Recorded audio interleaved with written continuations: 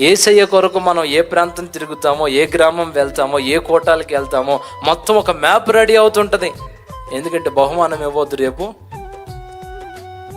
మనకు అదే చెప్తే మర్చిపోతాను అనుకుంటావేమో. ఇదిగో పౌలు గారు తిరిగిన మ్యాప్ అంతా పెట్టించే మీకు, నీ మ్యాప్ కూడా రెడీ అవుతుందిలే.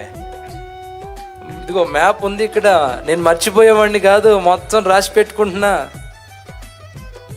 మళ్ళీ మీకు అనుమానం ఎక్కువ కదా, అందుకే మ్యాపులు కూడా పెట్టాను ఇక్కడ. తిరగాలి ఈ సంవత్సరం ఈ మాటలు వినే వాళ్ళందరూ. బట్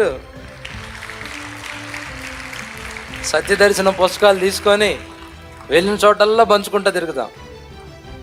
ఖాళీ వచ్చిందనుకో, ఒకరోజు సెలవు దొరికిందనుకో, ఓ 10-15 సత్యదర్శన పుస్తకాలు తీసుకోవడం, మనం తిరగలిగిన ఊర్లు తిరిగి నలుగురికి ఆ పుస్తకాలు పంచి రావడం.